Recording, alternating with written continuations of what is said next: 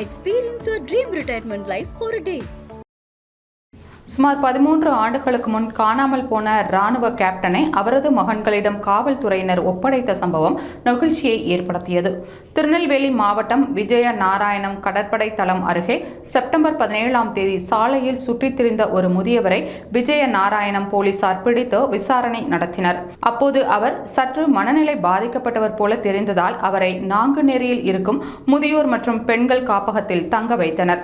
அதன் பின்னர் அவரிடம் நடத்திய விசாரணையில் அவர் பஞ்சாபின் பதான்கோட் பகுதியைச் சேர்ந்த கந்தர்வ சிங் என்பதும் ஓய்வு பெற்ற இராணுவ கேப்டன் என்பதும் தெரிய வந்தது. மேலும் கந்தர்வ் சிங் குடும்ப பிரச்சனையால் மனநலம் பாதிக்கப்பட்டு வீட்டை விட்டு வெளியேறி சுமார் 4000 கிலோமீட்டருக்கு மேல் சுற்றித் திரிந்ததை விசாரணை மூலம் போலீசார் கண்டறிந்தனர். இதையடுத்து விஜய நாராயணம் போலீசார் பதான்கோட் காவல் நிலையத்திற்கு தகவல் கொடுத்தனர். அதில் 2011ஆம் ஆண்டு பதான்கோட் காவல் நிலையத்தில் கந்தர்வ் சிங் காணாமல் போனதாக வழக்கு பதிவு செய்யப்பட்ட விவரம் தெரிய வந்தது. தகவல் அறிந்த அவரது மகன்கள் அனில் சிங் மற்றும் சுனில் சிங் ஆகியோர் விமானம் மூலம் சென்னையை அடைந்து அங்கிருந்து விஜய நாராயணம் வந்தனர். அப்போது தனது மகன்களை கண்ட கந்தர்வ் சிங் கண்ணீர் விட்டு அழுதார்.